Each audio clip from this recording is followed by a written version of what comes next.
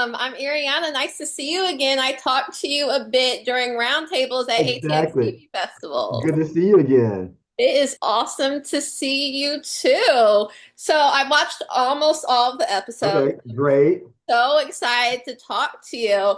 One episode that really stood out to me is the barbershop episode, Exactly.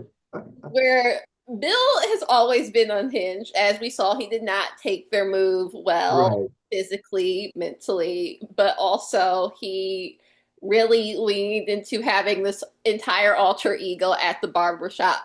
But it's probably not the most unhinged thing he has done because I think a lot of people at the barbershop, they have this alter ego and they think Right. they're like super cool.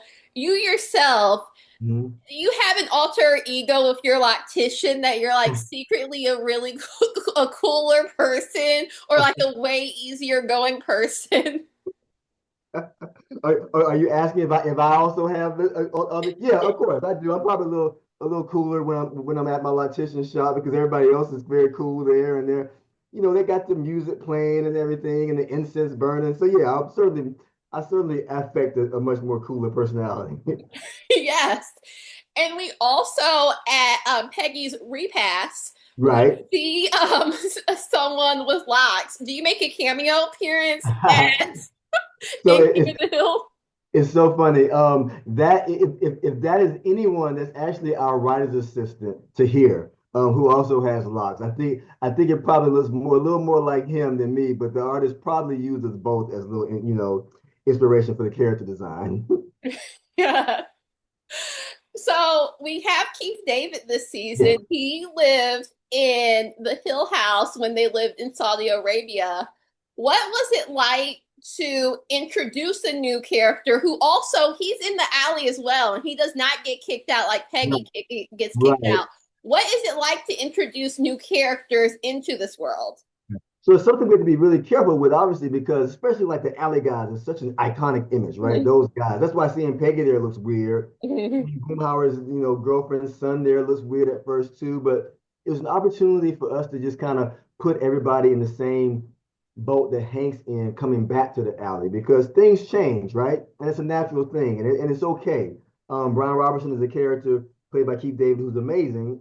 Who wouldn't want to work with Keith David, right? But Brian and Hank have more in common than anything else. That's why he was able to fit in with the alley guys, right? And he's not there all the time, but when he's there, there's space for him too. And I think that's kind of what we want to show. There can be space for other characters, space for the people. That doesn't necessarily mean you're giving up your space, right? It says a lot when Hank just steps aside and Brian is just standing there too. Hank still has his space, and no one can take that from Hank. So I think that's an interesting thing for the show to be able to show and say. Yes. What's interesting about this show, especially coming out in this time, in this Mhm. climate, is that I think a lot of people are going to forget that Hank is actually very progressive. He Right. isn't Mhm. MAGA, to be honest, to be frank. And that even when they were talking about the caramel delights, he's Right. like, oh, okay. And they're like, it's nice to be nice. And he's like, okay. And that he's actually a pretty progressive person. Do you think when it comes out that people are actually going to be shocked that the show isn't actually as political as I think people are going to expect, and it's not as ripped from the headlines, and Right. that it's actually just a really enjoyable and fun show to watch? Well, I'm glad to hear you say that's a takeaway. It's interesting. People have always projected a political point of view on King of the Hill that the show never really, really had. People tend to project their own political points of view onto the characters because they want to relate to the characters so much. The original show was more cultural than political in terms of the social commentary, and we wanted to make sure that we stayed within that vein. That most of our social commentary is going to be cultural, starting with our main characters and their relationships, their dynamics, and what they deal with in terms of navigating life and society together, and the way culture can then kind of affect that or impose on that. That's what the show is, more than picking a political point and trying to make an episode about it. But your point about Hank is very well taken because Hank always represented the common sense middle ground, whether it leaned left or right. Hank was always the character that's going to focus on the rules and what makes sense and bringing people towards the middle, right? But now Hank has come back to a world where his middle is not the middle anymore. The extreme has moved so far extreme to where Hank's middle looks like the other side to them. And so that's an interesting point of view to put Hank in because Hank hasn't really changed, but the way the world sees him and his approach and his point of view has changed. And that could be comedically frustrating, in a good way as well. And those are the sorts of things that we're trying to explore. Yes, yes. Another thing we're exploring is ethical non-monogamy. Do you think Dale would be open to ethical Ah, non-monogamy with Nancy because she's in an open relationship? exactly, exactly. That question comes up a lot. Like, how would Dale feel if the blinders were taken off and he knew about Nancy's relationship with John Redcorn? As crazy as Dale is a very sensitive character, right?